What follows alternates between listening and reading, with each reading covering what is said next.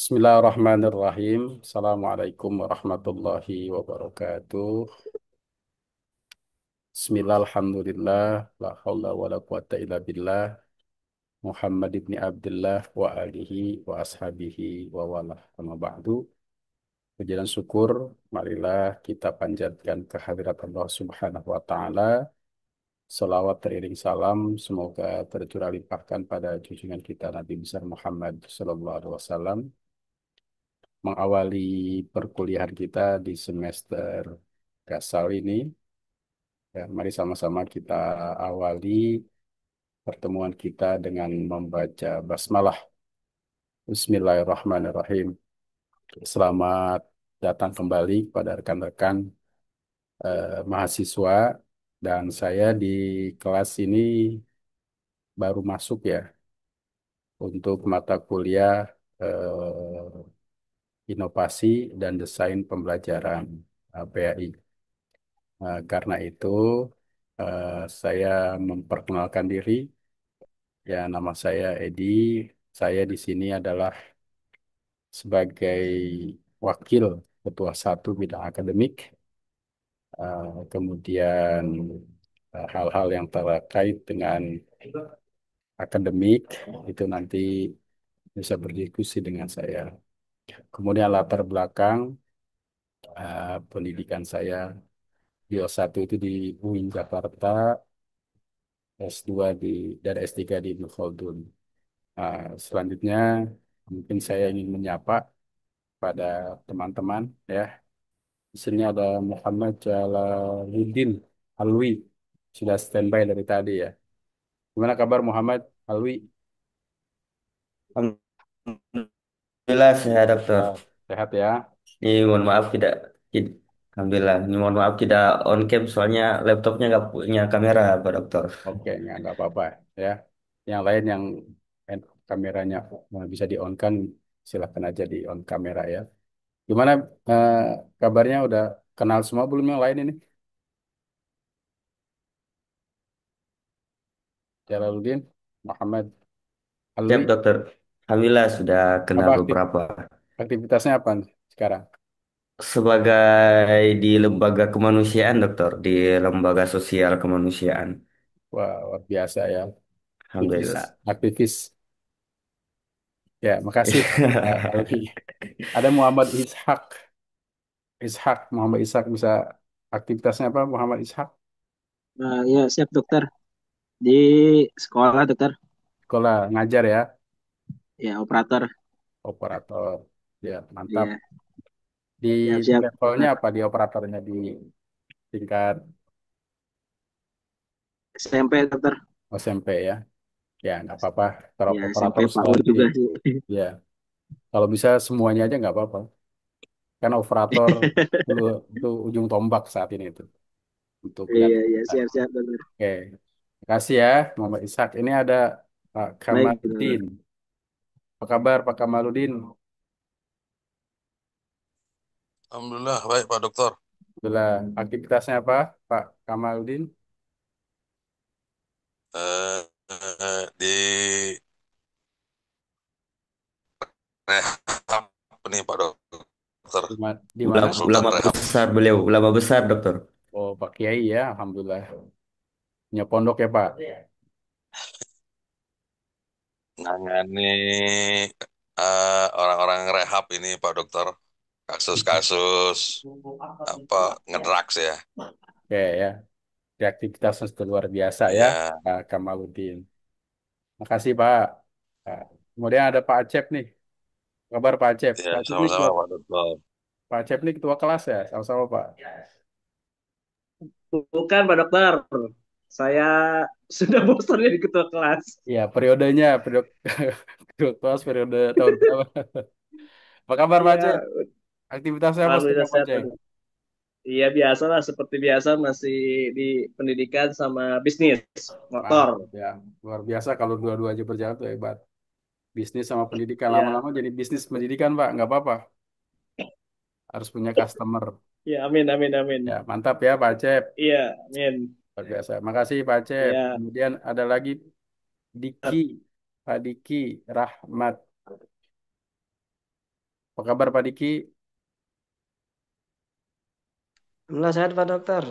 Ya, apa kabar? Kabarnya sehat, Alhamdulillah. Aktivitasnya apa Pak? Aktivitas guru SD Pak. Guru SD ya, hebat ya guru SD. Iya. Selalu ceria. SD mana Pak? Ya, Ngajarnya Pak? SD Taskia Pak.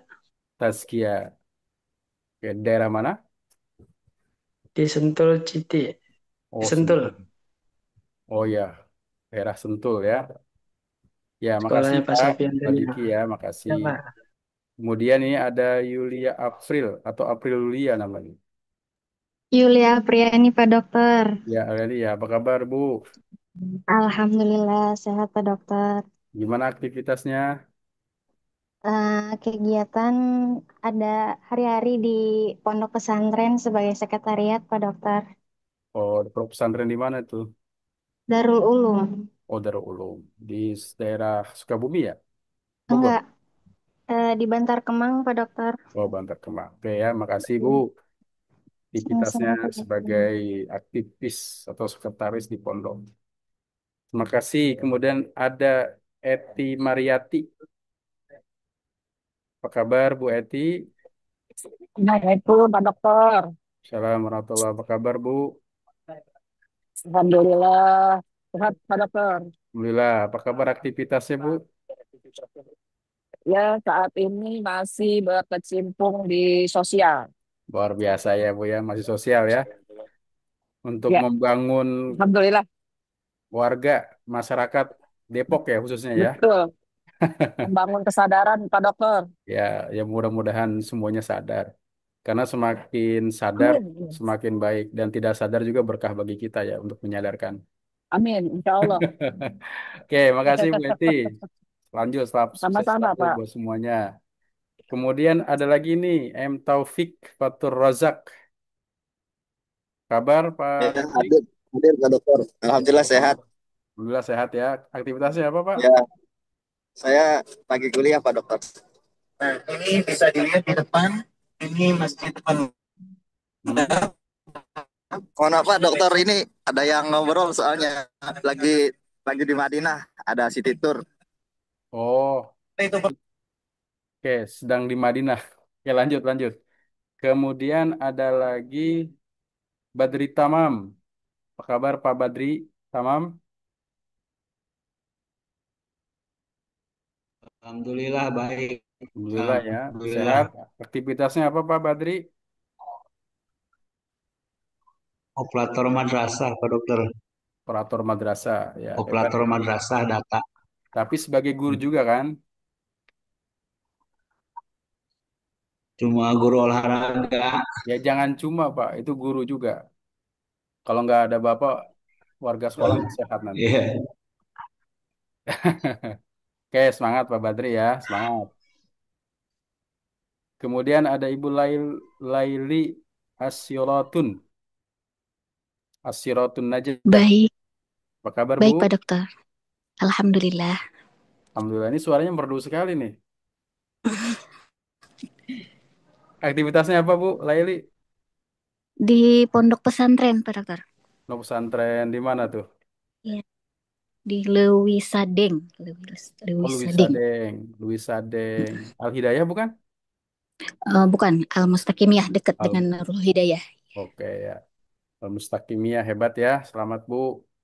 Sudah menjadi aktivis dan aktivitasnya di pondok pesantren.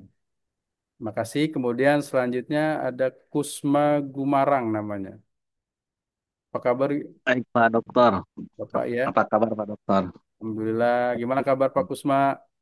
Alhamdulillah Pak, salam kenal Pak. Saya Salam aktivitasnya ngajar di SMK Pak. ngajar di SMK ya. Di SMK Ya, apa Pak? tetanggaan Pak SMK Negeri 1 Cibinong, Oh, SKMKN 1 Cibinong yang di Citerep, apa Ciriung ya?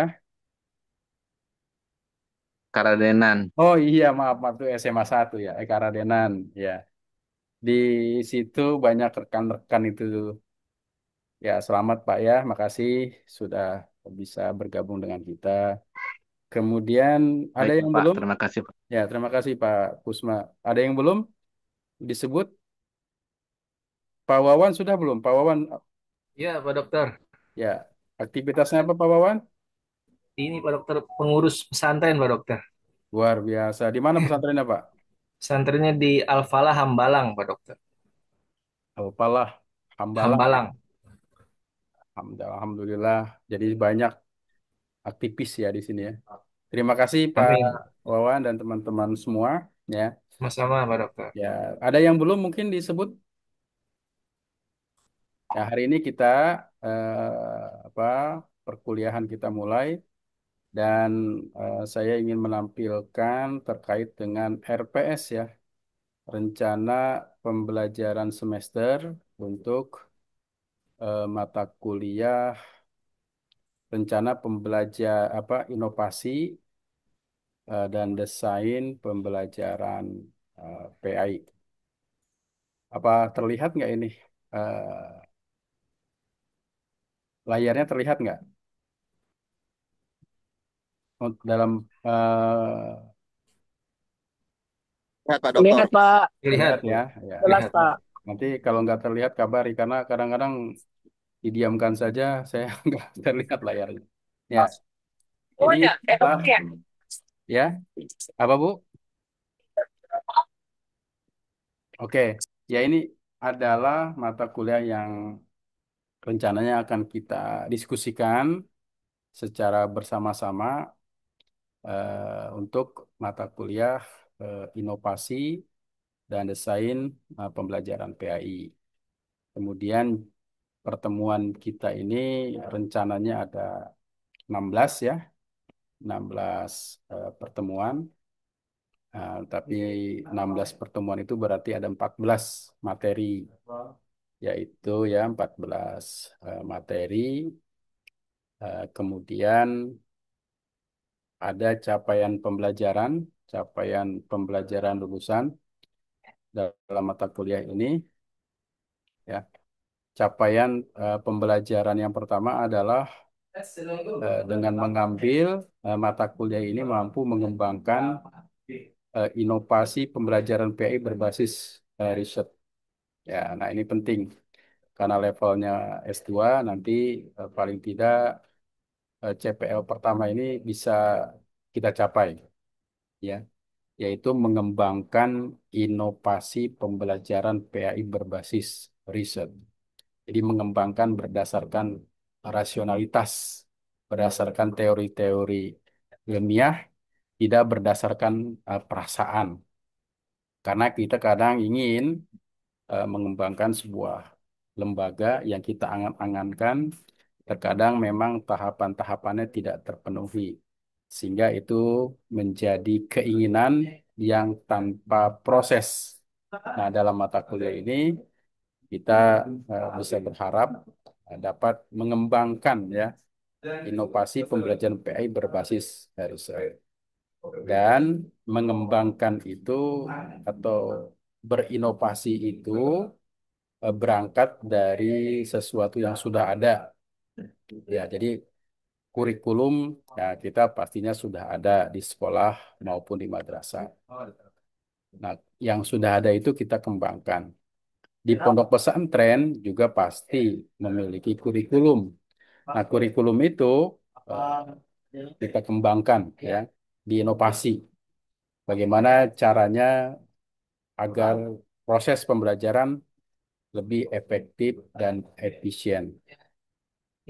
Kalau kita di pesantren misalkan proses belajar untuk membaca kitab-kitab Turot, kitab-kitab kuning itu eh, harus menguasai pelajaran-pelajaran yang eh, mata kuliah kitab-kitab pendukung. Nah, bagaimana kita berinovasi dengan menggunakan kitab tersebut, dengan menggunakan metode-metode tertentu itu bisa dilakukan agar proses pembelajarannya bisa lebih menarik dan juga bisa lebih eh, mudah dipahami oleh peserta didik. Nah, kemudian yang kedua, ini ada merancang ya, mampu merancang, mendesain pembelajaran PI yang islamis, dinamis, dan moderat. Nah, ini saya masukkan kalimat Islamis, dinamis ya, dan moderat. Nah, kalimat-kalimat ini sebenarnya adalah terkait dengan visi lembaga. Jadi visi dari pasca sarjana ini salah satunya adalah melahirkan pendidik yang memiliki karakter atau sikap yang Islamis, kemudian dinamis dan modern. Apa yang dimaksud dengan Islamis? Yaitu mereka yang memiliki pemahaman keislaman yang baik. Tidak hanya memahami keislaman yang baik, tapi juga mampu mengamalkan ajaran-ajaran Islam dengan baik sesuai dengan kemampuannya, ya, dan menerapkan aplikatif dalam kehidupan di masyarakat. Kemudian yang kedua itu dinamis. Dinamis itu lawan katanya statis, diam. Dinamis itu bergerak, ya. Kenapa dinamis harus kita masukkan? Karena pada dasarnya umat Islam itu harus dinamis, harus mampu bergerak. Bumi ini bergerak, ya. Eh, Matahari, alam semesta ini semuanya bergerak. Manusia juga bergerak, alam bergerak. Maka seorang Muslim harus bergerak. Maka kemudian kalau kita lihat filosofis dari pandangan Muhammad Abduh, wajib hukumnya seorang Muslim itu untuk melakukan sesuatu tindakan, melakukan pergerakan, tindakan-tindakan yang baik. Sehingga dia mengatakan mukmin yang bergerak, yang dinamis itu lebih baik, ya. Itu lebih baik daripada mukmin yang diam, ya. Jadi dinamis itu harus menjadi pandangan kita, ya, termasuk juga kita sebagai seseorang yang sudah ditugaskan menjadi profesi guru, berarti harus dinamis, ya. Guru saat ini sangat berbeda dengan guru-guru pada masa lalu. Kita harus berpacu dengan perkembangan IT, perkembangan teknologi, perkembangan komunikasi, perkembangan kecerdasan-kecerdasan buatan. Seorang guru harus berpacu. Kondisi saat ini, ya, anak-anak kita di sekolah itu adalah kondisi di mana kalau kita dalami sedikit sekali anak-anak itu yang teratur hidupnya. Artinya misalkan mulai tidurnya jam 9 itu jarang sekali. Saya menemukan jarang gitu ya. Mereka itu setelah saya tanya biasanya di atas jam 12. Ngapain aja? Bukan belajar, tapi main game gitu ya. Sehingga jam 12 itu baru tidur. Kemudian ketika dia pagi-pagi harus bangun sekolah, itu adalah sebuah proses perjuangan yang panjang. Nah, sehingga di sekolah itu yang diharapkan bagi siswa itu adalah gurunya tidak hadir. Ketika guru tidak hadir, maka dia bisa tidur gitu kan.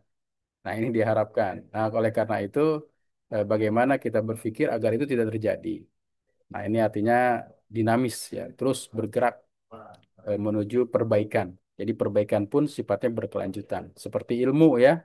Ilmu itu hari ini mungkin dianggap terbaik, tapi 2-3 tahun ke depan sudah dianggap usang. Muncul lagi penemuan-penemuan baru. Sehingga ketika saudara menghasilkan sebuah karya, sebuah tesis ya, itu paling tidak ada 3 saja hasilnya.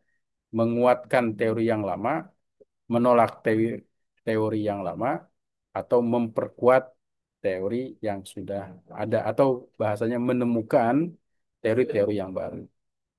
Nah, itu dinamis dan moderat. Moderat ini sangat sejalan dengan pemikiran-pemikiran keislaman, di mana seorang muslim harus menjadi muslim yang rahmatan lil alamin. Nah, ini terangkum sebenarnya dalam capaian pembelajaran atau CPL dalam mata kuliah ini. Kemudian juga yang ketiga ini misalkan mampu mengintegrasikan nilai keislaman dalam model inovasi pembelajaran PAI. Jadi mampu mengintegrasikan, memasukkan, mengkolaborasikan secara bersama-sama tentang nilai-nilai keislaman dalam pembelajaran PAI. Nah, inovasi ini berangkat dari sesuatu yang sudah ada, bisa membuat lebih hebat bahasanya ya terhadap kurikulum yang sudah ada atau terhadap mata pelajaran yang sudah ada, dilihat dari beragam sisinya, metodologinya, cara mengajarnya, eh, yang lebih praktis dan mudah gitu ya. Dan ini memang perlu perjuangan untuk menggunakan metode-metode tersebut. Nah, kemudian ada lagi di sini capaian pembelajaran mata kuliahnya, ya. Nah, capaian pembelajaran mata kuliahnya, pertama ini mampu memahami konsep dasar inovasi. Ya, nanti akan masuk kepada materi tentang konsep dasar inovasi.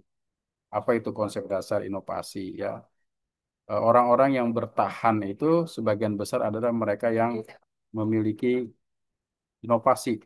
Ya, kadang kan kita melihat sebuah lembaga pendidikan dulu berkembang cukup hebat, ya, tapi sekarang sudah ditinggalkan customer pelanggannya. Kita bisa menemukan ada lembaga yang seperti itu. Kenapa? Ya, tentunya bisa disebutkan tidak berinovasi. Atau mungkin dulu sih sekolahnya biasa-biasa saja, tetapi sekarang sudah diminati oleh orang masyarakat gitu ya. Nah, berarti ini ada perbaikan manajemen. Nah, karena itu perlu inovasi ini juga dimasukkan dalam beragam strategi, dalam beragam kebijakan. Kalau begitu, memang penting dalam sebuah lembaga itu ada yang disebut dengan tim inovasi ya, inovasi atau istilah lain tim kreatif gitu ya. Atau di madrasah itu dulu ketika RDM Erkam itu ada namanya tim pengembang. Nah, ini tim pengembang madrasah ada di situ sebenarnya. Tim pengembang madrasah atau tim pengembang sekolah, tim kreatif sekolah atau istilah-istilah yang beragam. Nah, ini bertujuan sebenarnya untuk memiliki siklus dalam proses akademik yang baik itu ada siklus. Nah, kalau siklus di perguruan tinggi itu ada yang namanya PPEPP ya. PP, PP. Nah, ini siklus ini juga perlu diterapkan di sekolah. Kalau siklus ini diterapkan dan berjalan, maka tahapan-tahapannya menjadi baik. Mulai dari perencanaan, P pertama itu. Kemudian dari setelah perencanaan, pelaksanaan. Setelah pelaksanaan, ada evaluasi. Ada evaluasi pengendalian. Ya. Setelah pengendalian, perbaikan. Setelah perbaikan, balik lagi ke sini. Setelah dievaluasi perencanaan, terus berjalan. Dan ini akan memunculkan suatu perbaikan yang berkelanjutan. Ya. Nah, kemudian teman-teman semua, ya ini banyak sekali CPMK yang nantinya bisa dipelajari. Nanti akan saya undang teman-teman itu untuk masuk di Google Classroom. Karena pada saat ini yang seharusnya kita masuk ke kampus itu belum bisa dilaksanakan secara baik ya. Jadi kita untuk merekam perkuliahan kita nanti saya undang untuk masuk di Google Classroom. Nah, kemudian ada strategi pembelajaran. Ini ada strategi pembelajaran, ada CPMK yang kelima ini ya. Mampu mempresentasikan hasil inovasi desain pembelajaran secara ilmiah dan moderat. Nah, nanti ini juga salah satu bagian dari perencanaannya. Kemudian ada strateginya. Ini ada strategi yang perlu dilakukan dalam proses pembelajaran kita, yaitu yang pertama adalah menggunakan pendekatan student centered learning. Ya, jadi pendekatan pembelajaran berbasis siswa. Kalau pada masa lalu eh, guru itu adalah satu-satunya sumber pengetahuan. Jadi ketika apa yang dikatakan guru itu seolah-olah sudah final, sudah akhir. Tapi pada saat sekarang guru harus berkolaborasi dengan lainnya untuk mendapatkan informasi ketika seorang itu sudah bisa menggunakan internet, dia bisa mencari informasi yang dia pahami dan itu akurat gitu ya atau benar. Katakanlah ketika kita menggunakan bertanya ya dengan mesin pencari itu juga bisa menjawab. Atau kita bisa menggunakan interaktif dengan menggunakan chat GPT atau sejenisnya. Nah, itu juga bisa menjawab apa yang kita tanyakan. Nah, terkadang kalau kita dikombinasikan dengan itu, terkadang apa yang disampaikan oleh guru itu tidak tepat. Nah, karena itu maka pada saat ini proses pembelajaran itu berbasis pada siswa, student centered learning, ya, proses pembelajaran berbasis pada siswa. Nah, karena itu proses pembelajarannya ini tergantung level ya pendidikan. Kalau mungkin level SD itu lebih pada instruksi-instruksi ya. Tapi juga bisa dilakukan secara berkelompok. SMP, SMA, nah itu mungkin bisa menggunakan diskusi karena proses pembelajarannya berbasis pada siswa. Kecerdasan siswa memiliki kecerdasan beragam. Dan kecerdasan itulah yang memang harus diperhatikan. Ya. Kemudian di sini juga ada pertemuan-pertemuan yang harus kita pahami dalam pertemuan ini ya. Ini dirancang ada rencana pembelajaran pertemuan selama 14 pertemuan. Nah, kalau pertemuan pertama, nah ini tentunya sekarang ini kita kontrak perkuliahan ya. Ini kita bahas tentang kontrak perkuliahan. Kontrak perkuliahan sampai pada nanti ada hal apa saja yang harus kita selesaikan yang menjadi bagian tidak terpisah dalam proses mata kuliah ini ya. Nah, sekarang temanya kita masuk pada tema kontrak perkuliahan pertama ya. Jadi pertemuan pertama kita berisi tentang kontrak perkuliahan. Nanti pertemuan yang kedua kita akan membahas konsep dasar inovasi pendidikan. Nanti secara teoritis, jadi mata kuliah ini sebenarnya bersifat teoritis. Tetapi nanti tugas-tugasnya adalah praktis ya.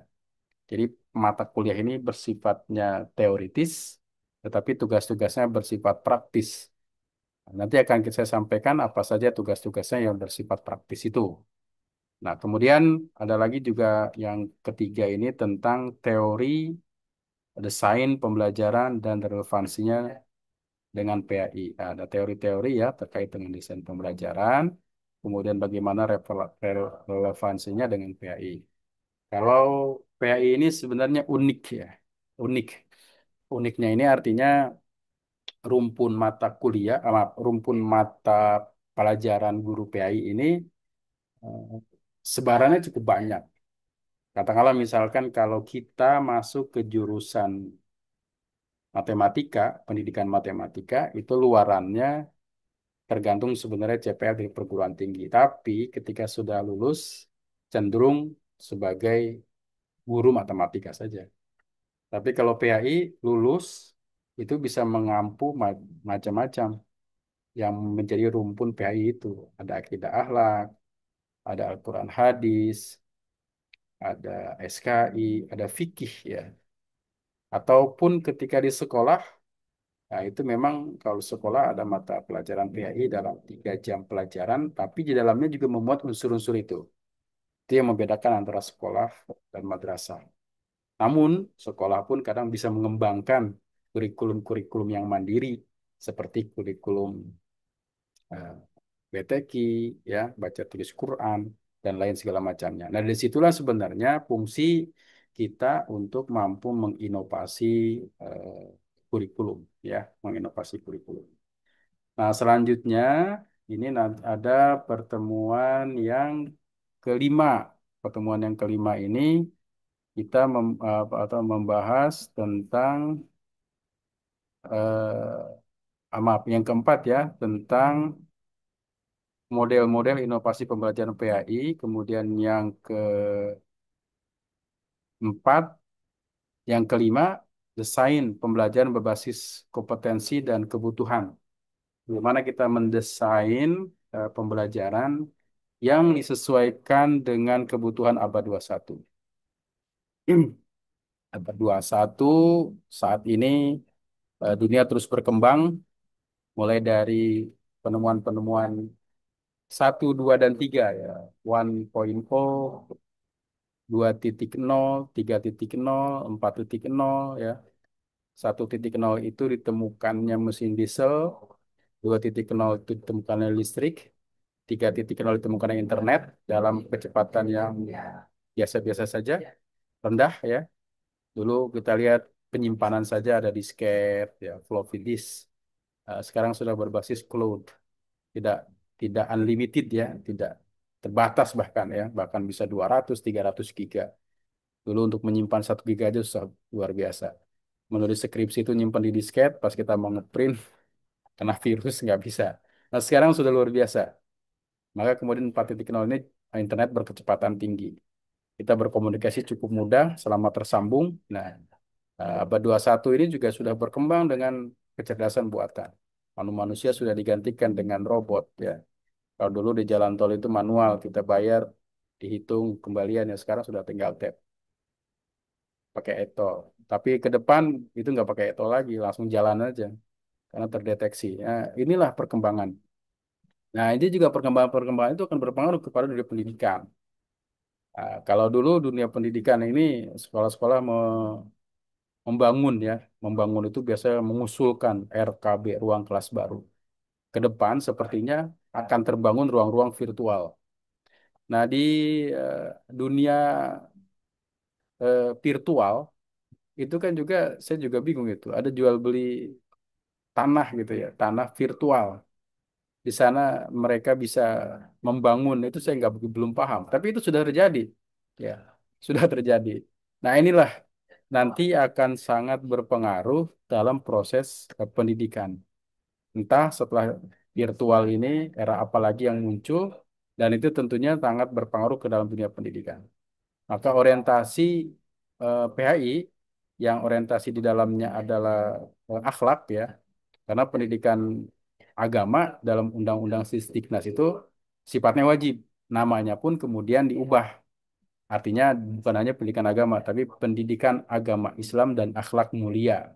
Pendidikan agama A, agama B, agama C, tapi di akhirnya ada akhlak mulia. Artinya apa? Ruh dari pendidikan agama Islam ini adalah akhlak mulia.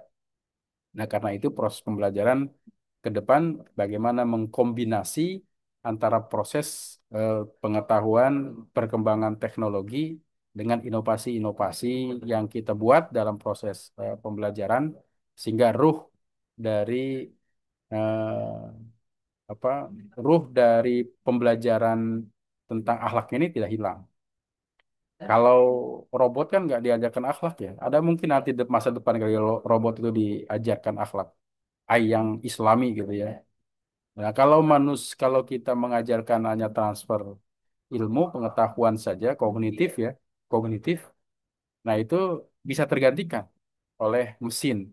Tapi ketika kita mengajar akhlak, budi pekerti, yang itu menjadi bagian tidak terpisah dari manusia ya, maka proses pembelajaran itu menjadi bagian yang penting dan tidak tergantikan oleh apapun.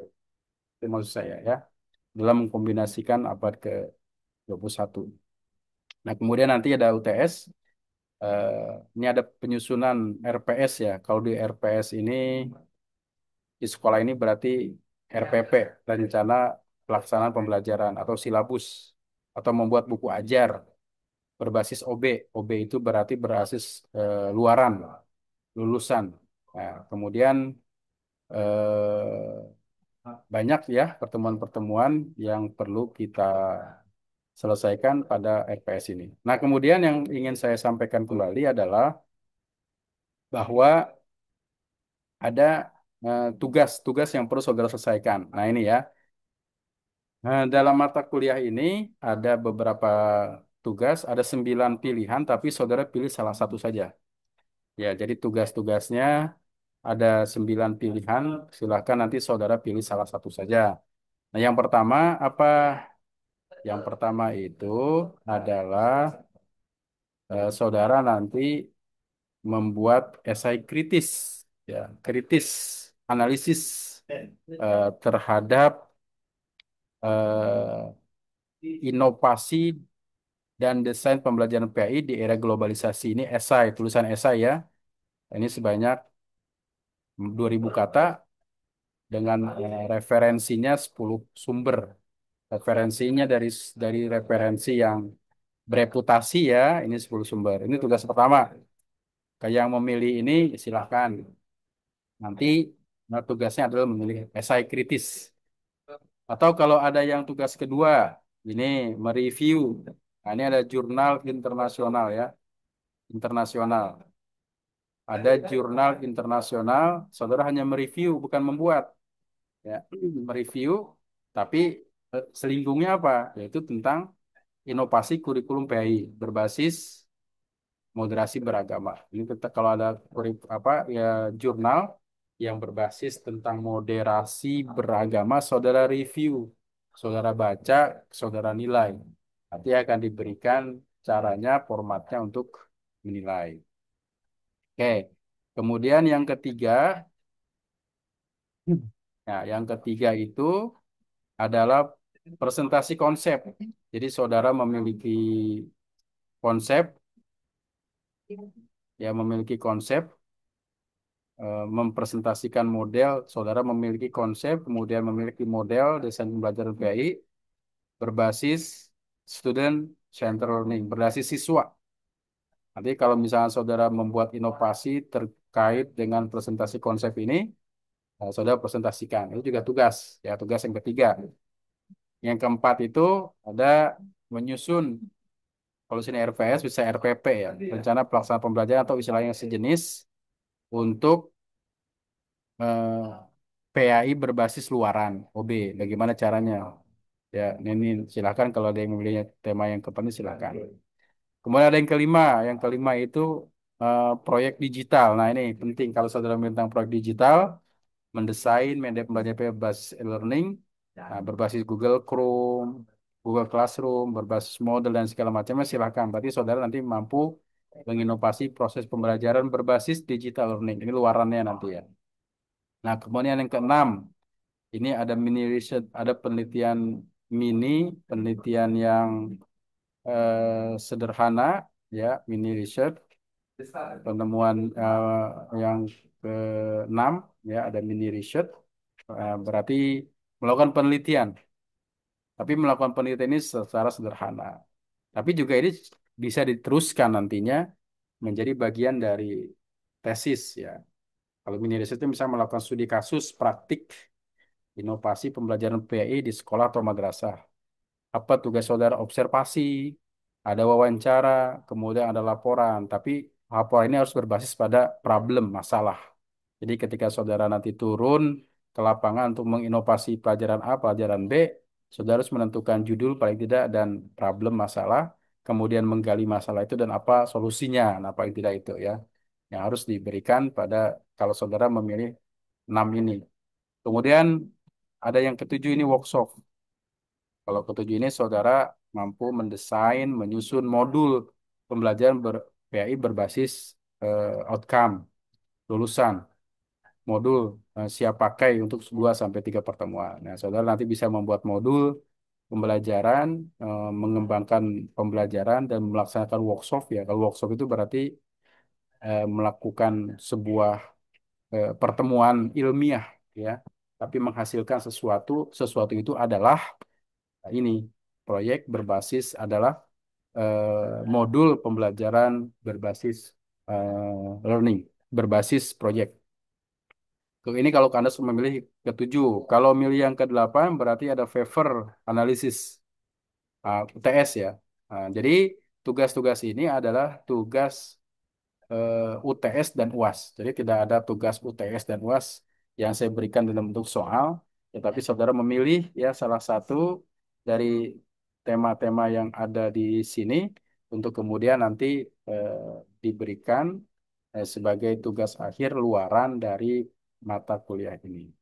Nah, kemudian ya referensi sebenarnya sekarang kita cukup banyak untuk referensi yang kita eh, dapatkan. Ya, ini referensinya bisa dari buku, eh, cukup banyak sekali ya, atau juga dari jurnal ataupun dari apa? Dari sumber-sumber. sumber-sumber apapun yang bisa dipertanggungjawabkan terkait dengan referensi. Nah, itu mungkin penjelasan saya terkait dengan mata kuliah ini, tetapi jangan terlalu dipusingkan dulu ya. Kita berproses berjalan saja. Ya, mudah-mudahan nanti saudara juga perhatikan minatnya ada di mana terkait dengan tugas ini sehingga pada akhirnya nanti bisa menyelesaikan perkuliahan ini dengan baik. Terima kasih ya teman-teman semua. Kalau ada hal-hal yang didiskusikan, disilahkan. Mungkin ada yang didiskusikan.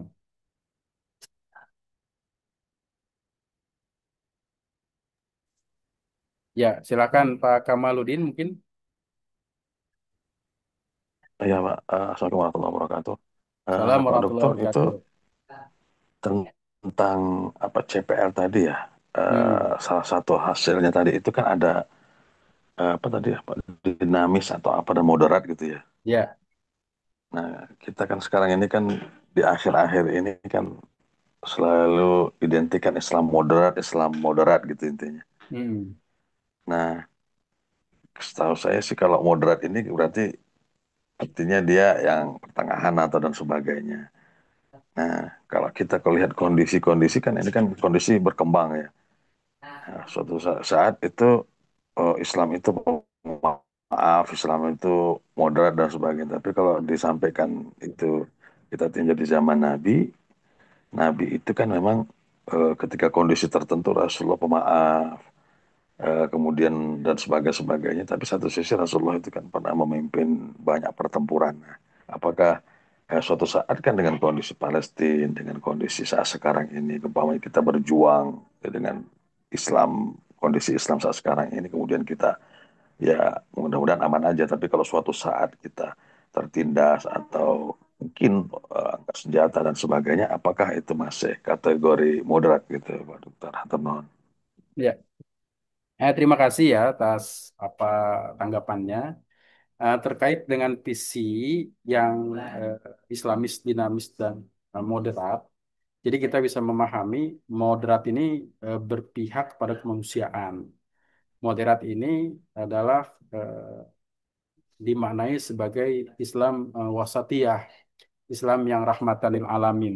Jadi kita tidak memahami secara Islam yang sekuler, Islam yang lain-lain ya, walaupun mungkin itu bagian dari proses pemikiran Islam.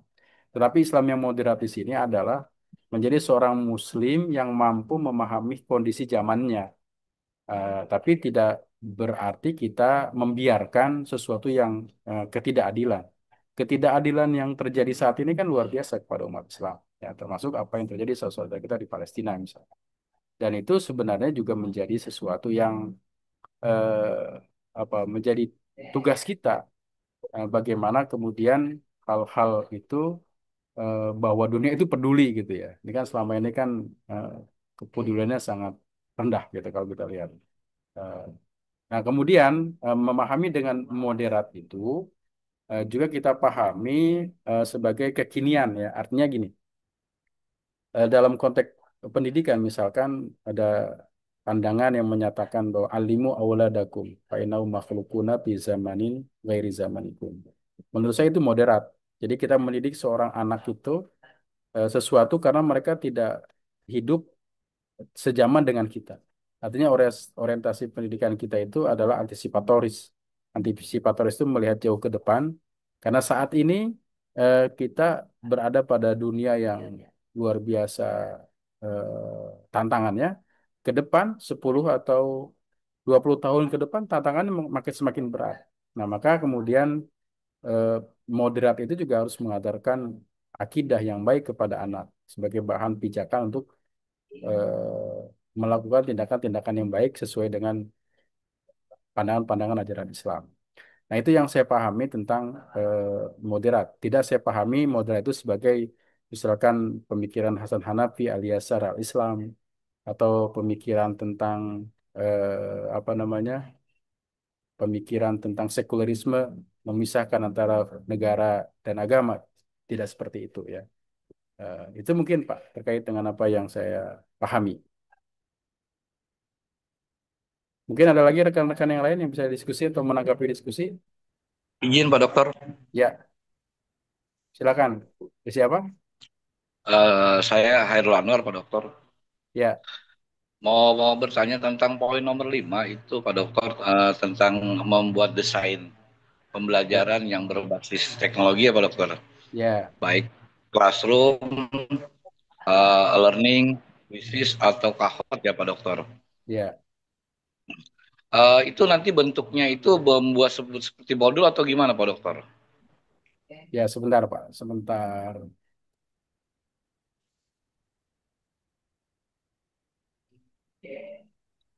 Poin nomor 5 ya.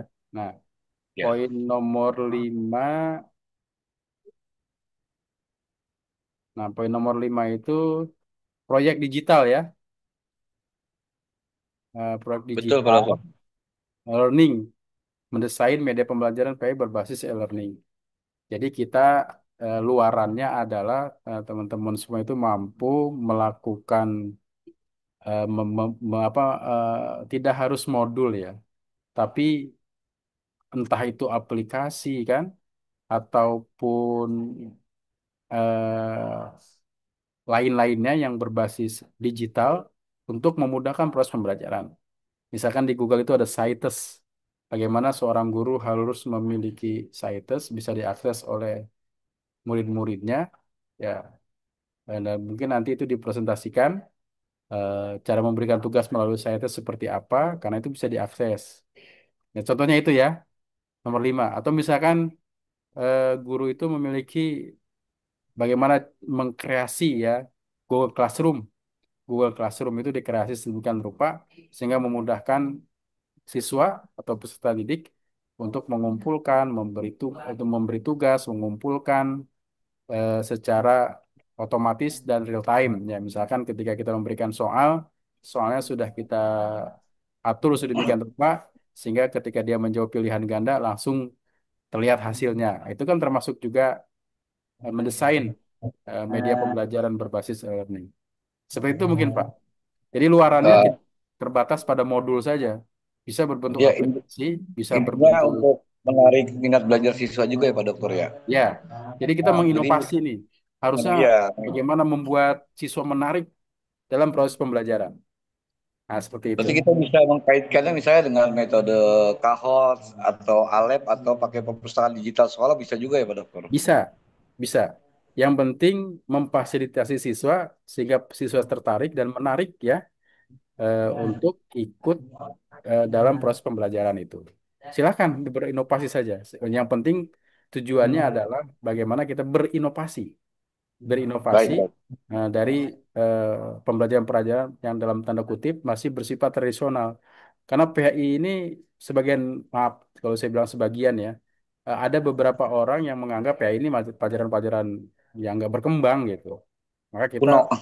iya, bagaimana kita punya kewajiban menginovasi PHI ini Ya, sehingga sejajar paling tidak dengan pelajaran-pelajaran lain. Dia punya media, kita juga harus punya media baik, baik. yang bisa dikembangkan. Ya paling tidak itu ya. Cuma Siap, kan Pak Dokter. untuk PA ini agak repot juga menggunakan media. Ketika kita menjelaskan tentang alam gaib, gimana cara media yang kita gunakan? Menjelaskan surga dan neraka, apa media? Ini menjadi tantangan kita untuk berpikir. Jadi Karena yang berhalusinasi. disentuh, karena yang disentuh di PA ini kan pertama akhlak, yang kedua Ya, keyakinan. Maka yakinan. guru PA itu guru yang hebat, Pak.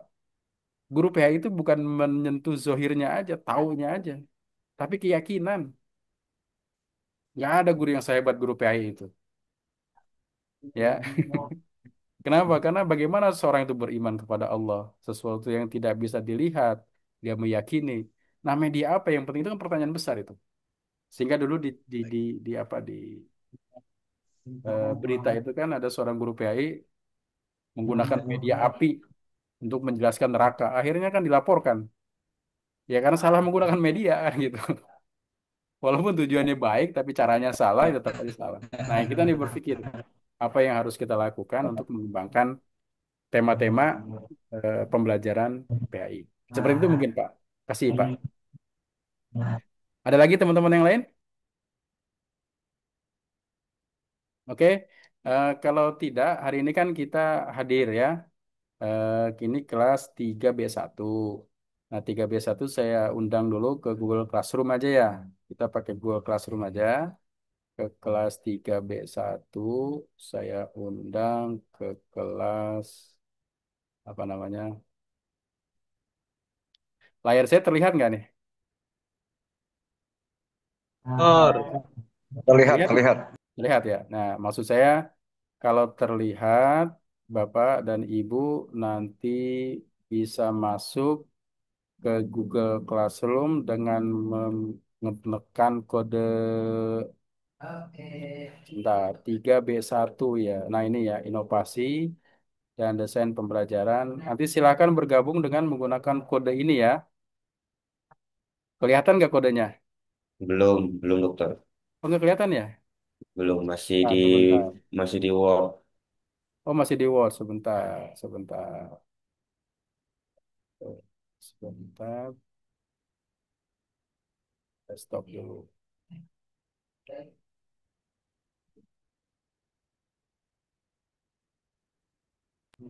Berbagi di grup WA bisa Pak Dokter ya? Ya, baik, bisa. Ini sudah terlihat ya, 3B1. Sudah terlihat belum? Sudah. Udah, Ya. Pak Dokter. Tapi saya eh, cek ininya ya, saya bergabungnya. Ini saya klik linknya,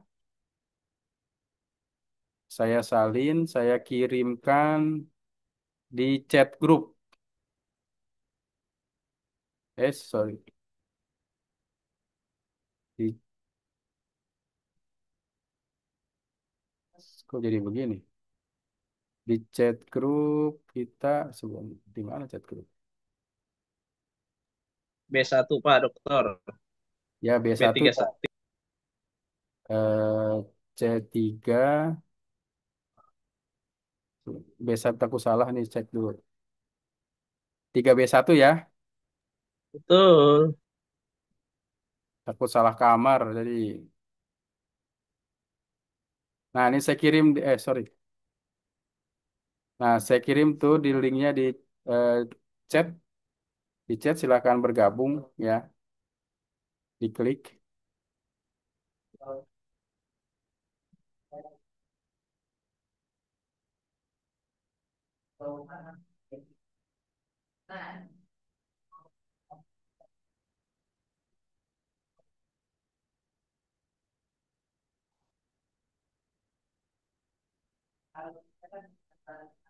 Ini belum bergabung, apa belum bisa ya?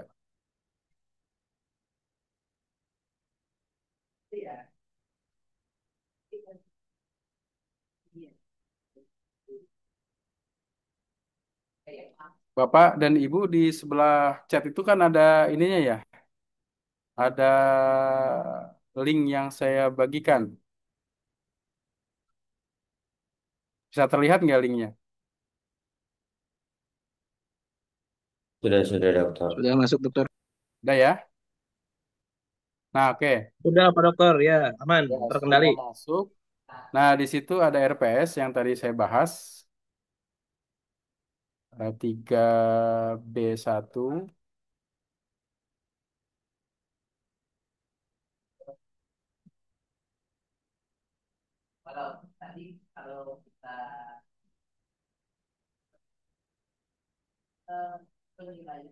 Dan ada kehadiran ya.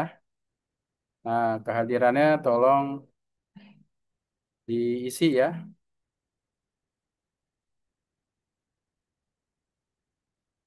Ya, sudah lihat ya di situ kehadirannya.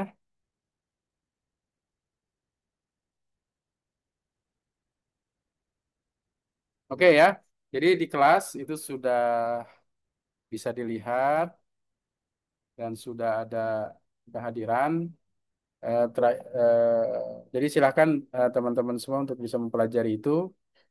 Saya tidak menugaskan kelompok, tapi nanti tugas kita ada di 9 poin itu silakan dipilih yang mana ya dari sekarang disiapkan. Adapun hal-hal terkait dengan teknis seperti apa nanti akan saya sampaikan dalam perkuliahan. Terima kasih atas kehadirannya. Mohon maaf atas segala kekurangan. Saya akhiri dengan akhirul kalam. Assalamualaikum warahmatullahi wabarakatuh. Waalaikumsalam. Waalaikumsalam warahmatullahi wabarakatuh. Ya, terima kasih ya. Saya izin Terima kasih, Pak kami Dokter. duluan ya, sama-sama. Setelah ini ada mata kuliah lagi yang lain. Ada dokter. Jam 4, Pak Dokter nanti. 4 ya, ya ada istirahat yang panjang lah. Terima kasih ya. Assalamualaikum.